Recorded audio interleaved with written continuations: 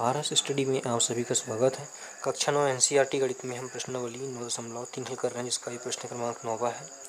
प्रश्न कहता है कि समांतर चतुर्भुज ABCD की एक भुजा AB को एक बिंदु P तक बढ़ाया गया है। ठीक है, इस तरह का हमको एक चतुर्भुज दिया गया है आकृति 9.26 में ABCD। ठीक है, ये दिया गया है कि एक भुजा AB को P तक बढ़ाया गया है। तो इसकी जो भुजा है AB, इसको आगे P तक बढ़ाया गया है। फिर कहा गया है कि A से होकर, यहाँ से होकर CP के समांतर इस भुजा के समांतर यहाँ से होकर एक रेखा हमको खींचनी है जो कि Q को टच होगी। आगे बताया गया है खींची गई रेखा बढ़ाई गई CB को Q पर मिलाती है। तो यहाँ से यहाँ तक जो रेखा बढ़ाई गई है वो Q, और यहाँ से यहाँ तक बढ़ाई गई वो Q पर मिलती है। और समांतर चतुर्भुज PBQR को संपूर्ण किया जाता है, ये पूरा किया जाता है। ठीक है, तो हमको दर्शाना है कि ABCD का जो एरिया है वो बराबर किसके है, PBQR के। तो इस वाले चतुर्भुज का एरिया इसके बराबर हमको बताना है। और संकेत में हमको कहा गया कि AC को मिलाइए और PB को मिलाइए, हमने मिला चुका है यहाँ पे। ठीक है, तो हमको जो प्रश्न में दिया गया है उसकी हम इंट्रोडक्शन यहाँ पे लिखेंगे। तो हमने यहाँ पे लिखा है कि ABCD एक समांतर चतुर्भुज है, जो कि हमको प्रश्न में दिया गया है। ठीक है, जो प्रश्न में दिया गया है उसी के अनुसार यहाँ पे सब कुछ लिखा गया है, अलग से यहाँ पे हमको कुछ नहीं लिखना है। तो यहाँ पे हमने बता दिया कि ABCD एक समांतर चतुर्भुज है, भुजा AB को P तक यहाँ तक मिलाया गया है, यह बढ़ाया गया है। A से होकर CP के समांतर खींची गई रेखा बढ़ाई गई आगे। ठीक है, यहाँ पे ये रेखा बढ़ाई गई है। तो AQ समांतर हो जाएगा यहाँ पे CP के, AQ समांतर हो जाएगा किसके, CP के। इस वाली रेखा की ये समांतर हो जाएगा, ये हमको प्रश्न में दिया गया था। तो BC को Q तक बढ़ाया गया है। ठीक है, कहाँ तक बढ़ाया गया है, ये वाली रेखा को पूरा Q तक बढ़ाया गया है। समांतर चतुर्भुज PBQR को पूरा किया गया है। ठीक है, PBQR को यहाँ पे पूरा किया गया है। और रचना की गई है A से C तक की, ये वाली रेखा और ये वाली रेखा की यहाँ पे रचना की गई है। तो चलिए इसको आगे हल करते हैं। तो आगे हल करने के लिए हम देखें अगर, तो यहाँ पे जो त्रिभुज बन रहा है, ठीक है, ACQ, यहाँ पे जो त्रिभुज बन रहा है ACQ, ये वाला यहाँ से यहाँ तक, और दूसरा त्रिभुज APQ, ये वाला त्रिभुज और ये वाला त्रिभुज दोनों एक ही आधार और एक ही समांतर रेखा पर स्थित हो रहे हैं। ठीक है, तो यहाँ पे एक ही समांतर रेखा पर उपस्थित होने के कारण यहाँ पे प्रमेय नंबर 9.2 जो पढ़ा था हमने वो यहाँ पे लागू होगी। प्रमेय कहती है कि एक ही आधार और एक ही समांतर रेखा के बीच अगर कोई दो त्रिभुज स्थित हो तो दोनों त्रिभुजों के जो क्षेत्रफल होते हैं वो कैसे होते हैं, बराबर होते हैं। ठीक है, तो यहाँ पे लिख लेते हैं।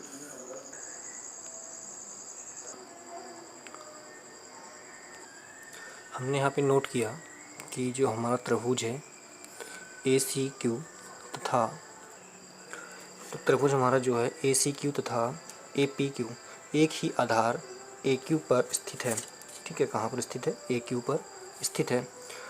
एक ही समांतर रेखा AQ तथा CP के बीच स्थित है। तो हमारी इसमें प्रमेय नंबर 9.2 कहती है कि एक ही आधार पर एक ही समांतर रेखा के बीच स्थित त्रिभुजों का जो क्षेत्रफल होता है वो कैसा होता है, बराबर होता है।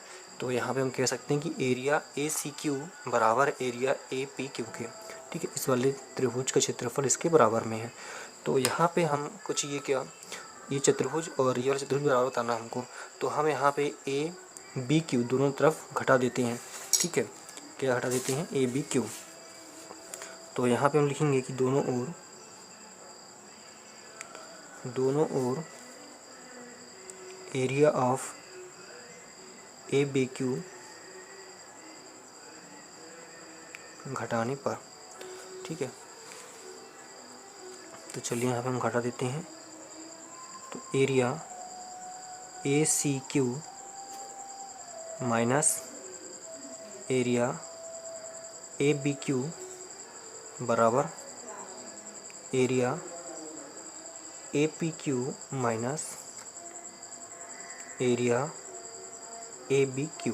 ठीक है, ये हमने कर दिया। तो चलिए देखते हैं आगे क्या होता है।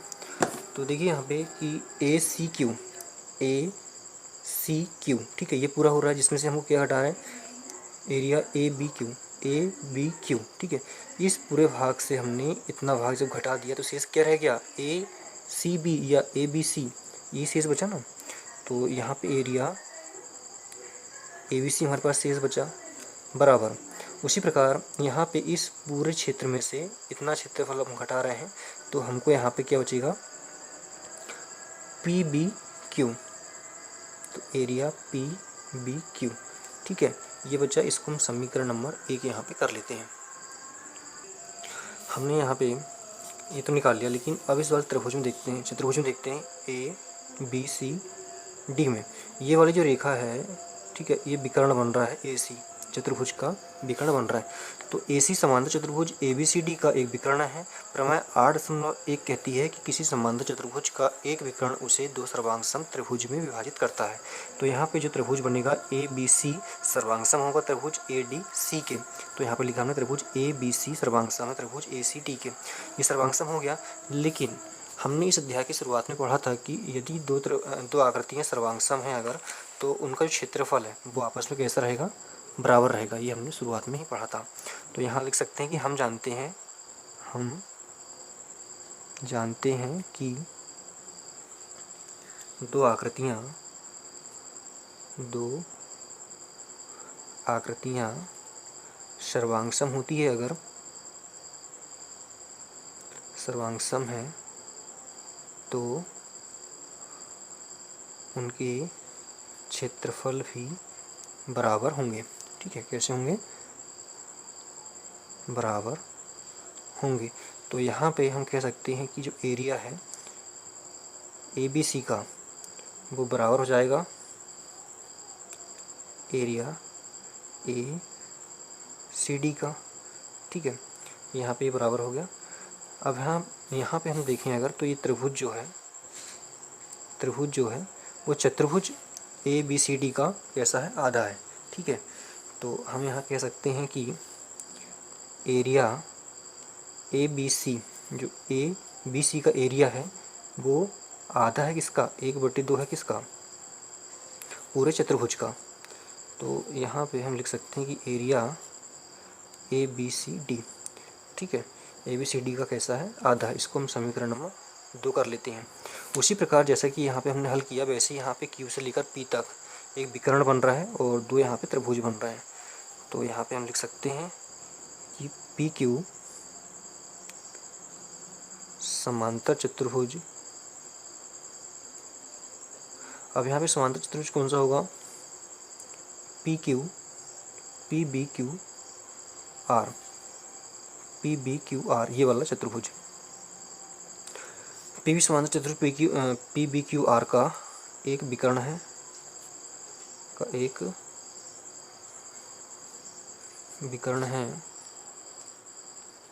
ठीक है, ये वाला ये विकर्ण है। तो यहाँ पे 2 त्रिभुज यहाँ पे बन रहे हैं, ठीक है, क्यू बी पी और दूसरा बन रहा है पी आर क्यू, 2 त्रिभुज बन रहे हैं। तो प्रमेय हमारी जो हमने ऊपर लिखा था, प्रमेय 8.1 से पूरी प्रमेय लिखने की हमको ज़रूरत नहीं, ऊपर लिख लिया है हमने। तो जो त्रिभुज है पी बी क्यू हमारा वो सर्वांगसम हो जाएगा कौन सी आकृति की, त्रिभुज पी आर क्यू के, ठीक है, ये हो गया। अब यहाँ पे हम देखें अगर, तो ये वाली जो आकृति है, मतलब कि यहाँ से यहाँ तक की जो आकृति है वो इस चतुर्भुज की कैसी है, आधी है। तो हम कह सकते हैं यहाँ पे कि जो एरिया है, ठीक है, एरिया है पी बी क्यू का जो एरिया है वो 1/2। अब यहाँ से यहाँ तक की आकृति और यहाँ से यहाँ तक दोनों बराबर है, तो इसका एरिया हो या इसका एरिया, दोनों कैसा होगा, बराबर होगा। तो बराबर है किसका, पी बी क्यू आर का, ठीक है, पी बी क्यू आर का कैसा है, 1/2 है।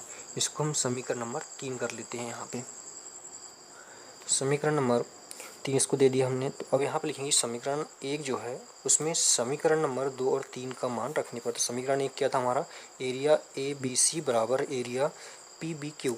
तो एरिया ए बी सी का मान कितना है, एरिया ए बी सी का मान समीकरण नंबर 2 में देखिए, समीकरण नंबर 2 में ए बी सी का मान कितना है, 1/2 area A B C D.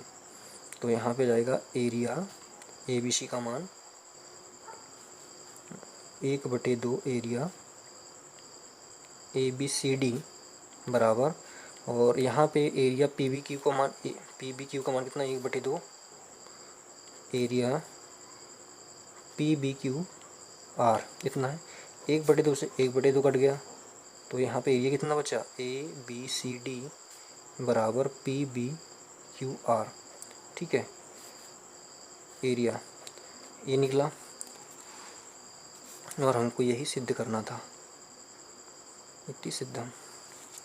तो बहुत ही सिंपल प्रश्न है, थोड़ा बड़ा है लेकिन सिंपल है। स्क्रीनशॉट अगर लेना चाहें आप तो बिल्कुल यहाँ से लीजिएगा, सेकंड शॉट ये। उसके बाद में फिर यहाँ से ये, ठीक है। धन्यवाद।